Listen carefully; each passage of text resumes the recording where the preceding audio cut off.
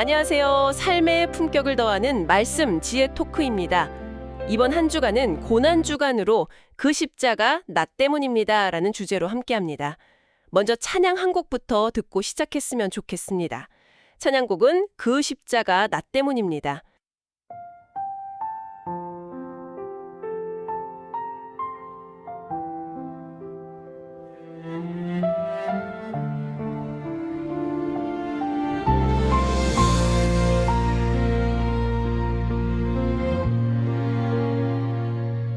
어둠 속에 서 있던 그날의 길, 주님 홀로 걸어가실 때 사람들 틈에 숨어 있던 나 조용히 바라보았네. 외면하며 고개 돌리던 그 순간 주님을 외면했던 나, 그 고통의 이유를 이제야 알게 됩니다.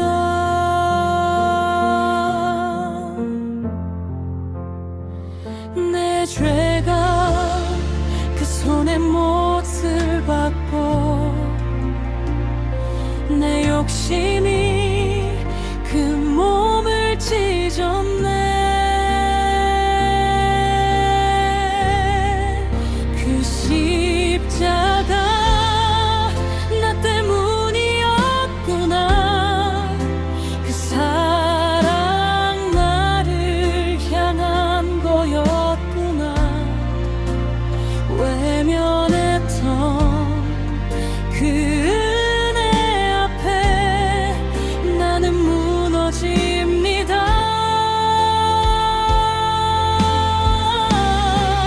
그 십자가 나 때문이었구나.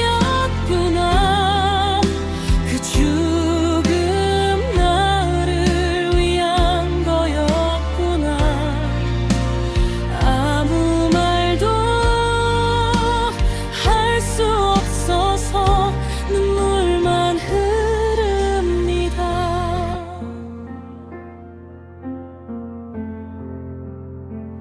겉세만에 눈물로 드린 기도, 내 이름이 그 안에 있었고 피하고 싶었던 그 십자가를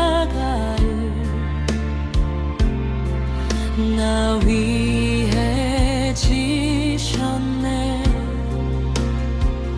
버리고 도망쳤던 그 밤에도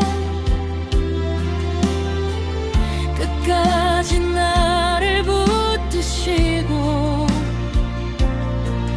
그 사랑의 깊이를 이제야 알 것만 같아.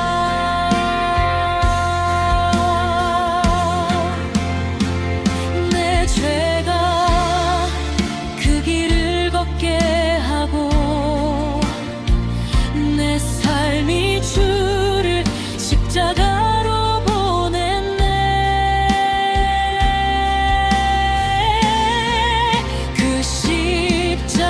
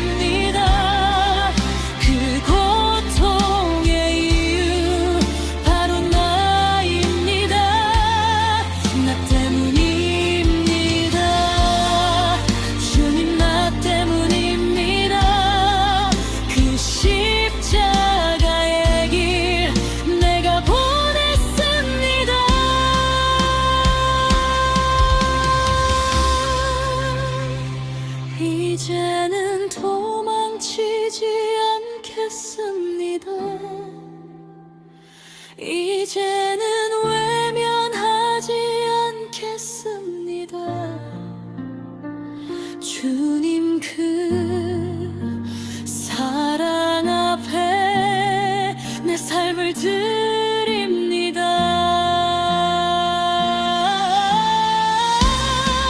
그 십자가 나 때문이었구나. 그 사랑 나를 살린 은혜 이 생명 다하여 이제 주만 따릅니다.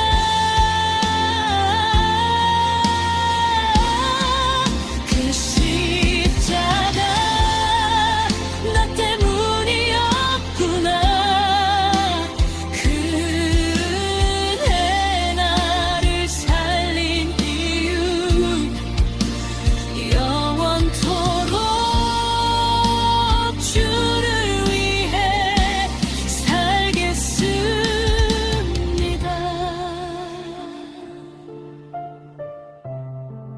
그 십자가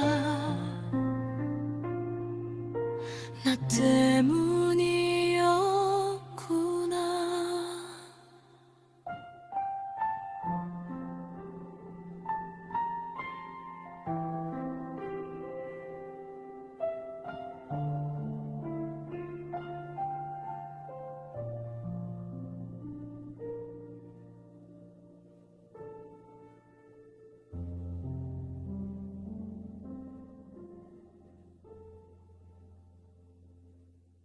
참 은혜로운 찬양입니다. 오늘 김삼동 목사님의 글 하나님이 침묵하실 때입니다. 말씀을 통해 깊은 신앙적 체험이 있기를 주님의 이름으로 축복합니다. 본격적인 자료 분석에 들어가기 전에요. 여러분께 어떤 상황을 하나 상상해 보시라고 말씀드리고 싶은데요. 그 극장에서 엄청 몰입해서 영화를 보고 있다고 한번 생각해 보시죠. 아, 영화관에서요? 네네. 막 주인공이 엄청난 위기에 처해서 긴장감이 최고조에 달하는데 갑자기 화면이 새까맣게 꺼져버리는 거예요. 스피커에서 웅장하게 나오던 배경음악도 뚝 끊기고요. 와, 그러면 진짜 당황스럽죠. 완벽한 암전 상태가 되는 거잖아요. 그렇죠. 숨 막히는 정적 속에서 우리는 영사기가 고장났나? 아니면 영화가 벌써 허무하게 끝난 건가? 막 이런 불안한 질문들로 머릿속에 복잡해질 겁니다. 오늘 우리가 파헤쳐볼 자료가 바로 우리 삶에 불쑥 찾아오는 이런 뭐랄까 영혼의 암전 상태를 다루고 있거든요. 맞습니다.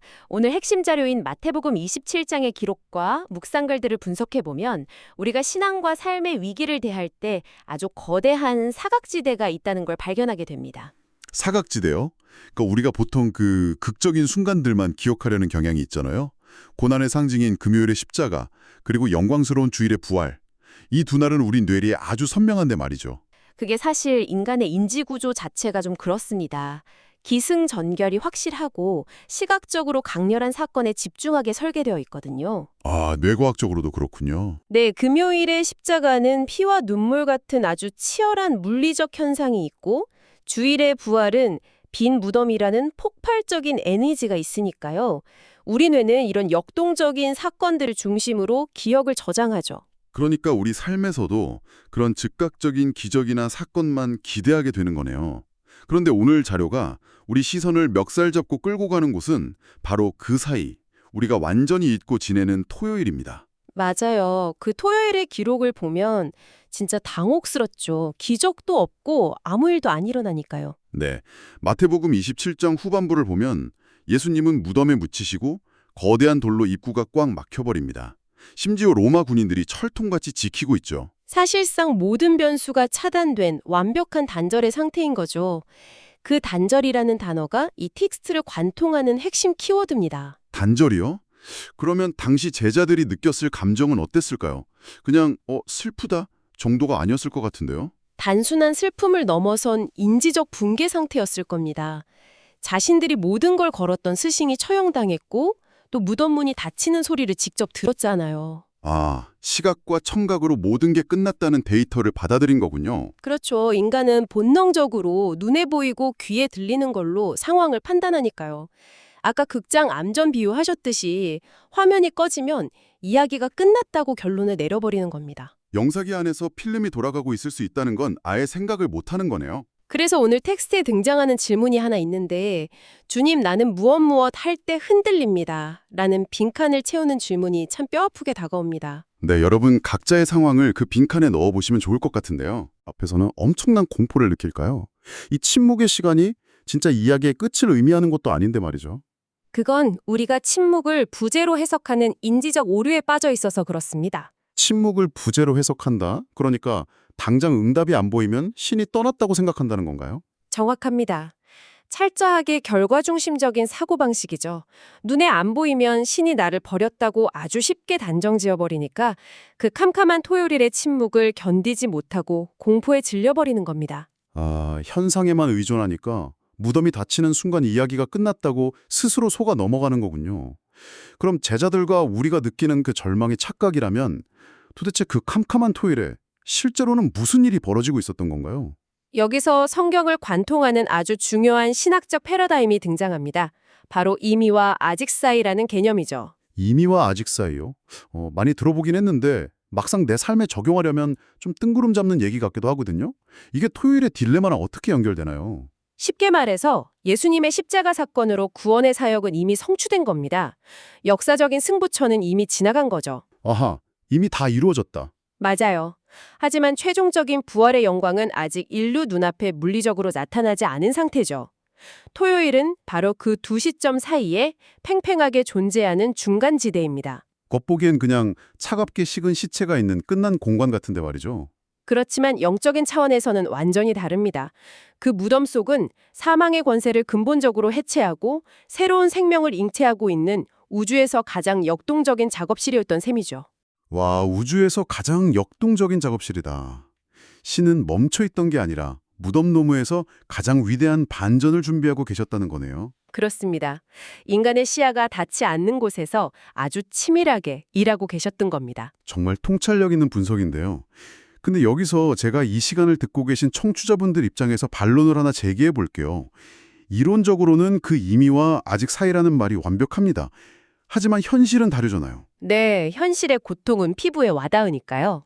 네, 매일매일 통장 잔고는 바닥나고 병원 진단은 절망적이고 관계는 박살나고 이런 숨막히는 고통 한복판에 있는 분들에게 상황은 안 변했지만 보이지 않는 곳에서 일하시니까 견뎌라 라고 하는 건 너무 잔인한 희망 고문 아닐까요? 아, 정말 날카롭고 꼭 짚고 넘어가야 할 현실적인 질문입니다. 그러니까요. 아예 나를 포기하고 떠나버리신 거랑 침묵 속에 일하시는 걸 도대체 우리가 무슨 수로 구분합니까? 고통받는 분들에게 이론은 때로 폭력이 될 수도 있으니까요.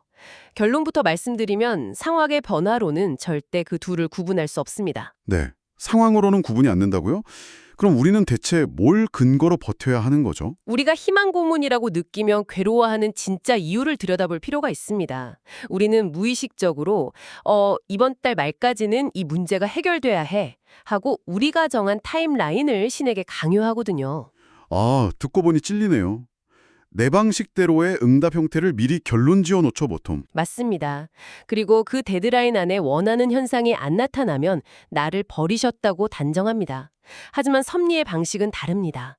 진정한 변화는 보이지 않는 곳에서 조용히 그러나 근본적으로 일어난다는 거죠. 흔들리는 상환이라는 파도에 집중할 게 아니라 변함없는 성품과 약속이라는 바위에 닻을 내려야 한다는 거군요. 정확한 비유입니다.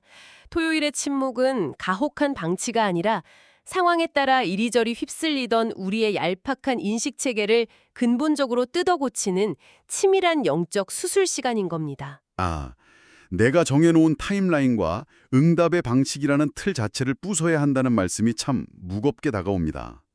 그럼 이 뼈아픈 이론이 실제 삶에서 어떻게 증명되는지 자료에 실린 간증을 좀 들여다볼까요? 네, 침묵의 시간을 통과한 한 성도님의 아주 생생한 간증이 있죠. 이분 초기 상태를 보면 지금 흔들리고 있는 우리 모습이랑 소름 돋게 똑같더라고요. 간절히 기도했는데 응답은 없고 상황은 걷잡을 수 없이 악화되니까 아, 신이 나를 떠났구나 하고 깊은 낙심에 빠지시잖아요. 하지만 시간이 흐른 뒤에 엄청난 인식의 전환을 맞이하십니다. 맞아요. 하나님은 침묵하신 게 아니라 내가 보지 못한 곳에서 일하고 계셨다. 단 한 번도 멈추신 적이 없었다. 라고 고백하시잖아요. 그 고백이 지니는 무게감이 정말 대단하죠.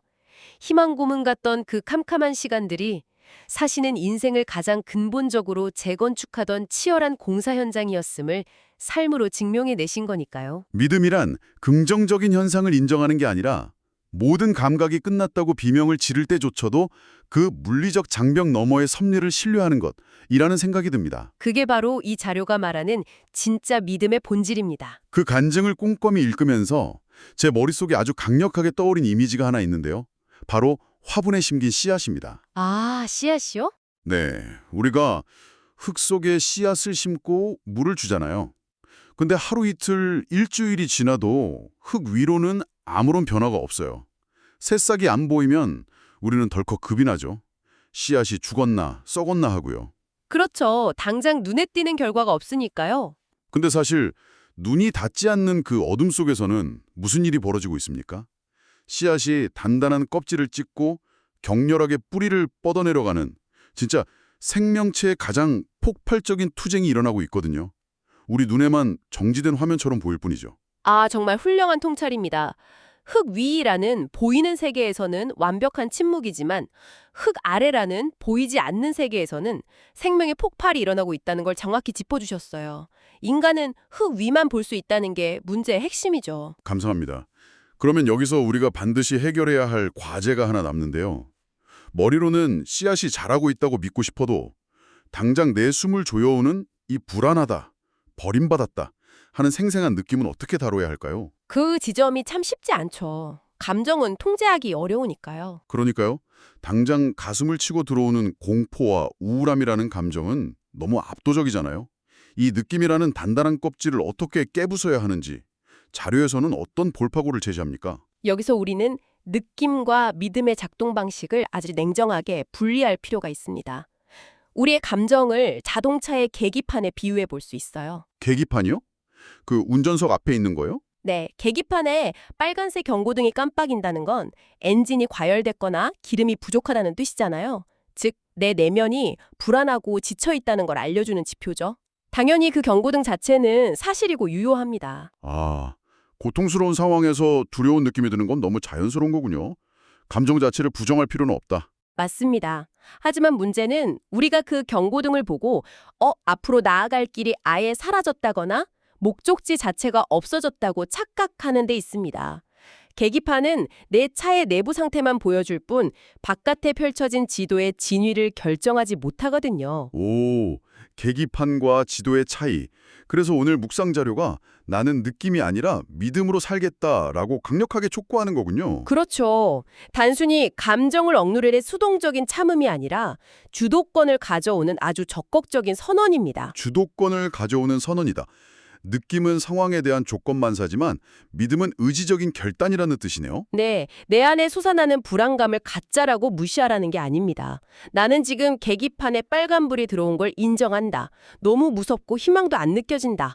라고 현실을 직시하는 거죠. 하지만 이 흔들리는 감정으로 내 삶의 결론을 내리지는 않겠다 이런 거군요. 정확합니다. 대신 이 캄캄한 무덤의 침묵 속에서도 섭리가 작동하고 있다는 지도를 신뢰하겠다. 라고 자신과 공동체를 향해 의지적으로 고백하라는 겁니다. 이 치열한 결단이 반복될 때 우리의 영적 시야가 흙 위에서 흙 아래로 계기판에서 지도로 확장되는 놀라운 도약을 경험하게 되죠. 와, 오늘 이 시간 우리가 당연하게 지나쳤던 금요일과 주일 사이 그 잊혀진 토요일에 대해 정말 깊숙이 파고들어 보았는데요.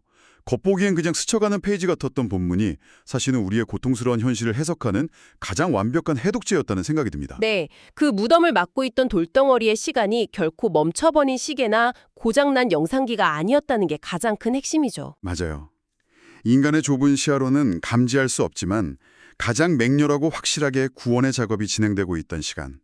단단한 껍질을 찢고 생명을 잉태하는 흙 속의 투쟁의 시간이었다는 사실을 다시 한번 정리해봅니다. 지금 이 방송을 듣고 계신 여러분의 삶이 비록 아무 변화도 없고 바위로 꽉 막힌 무덤 앞에 토요일 같다 할지라도 이 진실만큼은 굳게 붙잡으시길 바랍니다.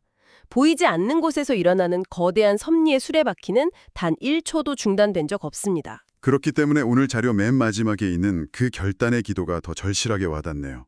여러분, 내일 아침 출근길에 혹은 잠자리에 들기 전에 속으로 꼭 이렇게 선언해 보시기 바랍니다. 어떤 선언이 좋을까요? 주님, 눈에 아무것도 보이지 않을 때 흔들렸고 포기하려 했지만 이제는 보이지 않는 흙 속의 생명을 믿겠습니다. 이 지독한 침묵 속에서도 쉬지 않고 일하시는 섭리를 신뢰하겠습니다. 이 의지적인 고백이 여러분 현실을 돌파하는 단단한 방패가 되기를 진심으로 바랍니다. 그 능동적인 선언이야말로 계기판의 경고 등에 압도정하지 않고 마침내 다가올 주일의 아침을 맞이하게 하는 가장 강력한 영적 동력이 될 것입니다. 자, 오늘 우리가 나눈 깊은 탐구를 마무리하면서 지금 침묵과 싸우고 계신 여러분의 뇌리에 꽂힐 만한 도발적인 질문을 하나 남기고 싶습니다.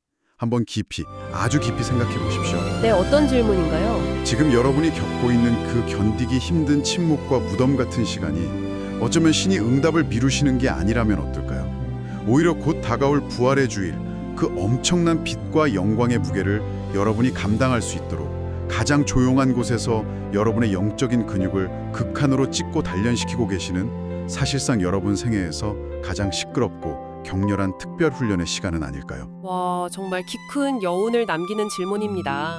이 무거운 질문에 대한 답을 캄캄한 토요일을 견뎌내고 있는 여러분 각자의 삶의 현장에서 치열하게 찾아내시기를 기대합니다. 오늘 저희가 준비한 시간은 여기까지입니다. 끝까지 함께 해주셔서 감사합니다.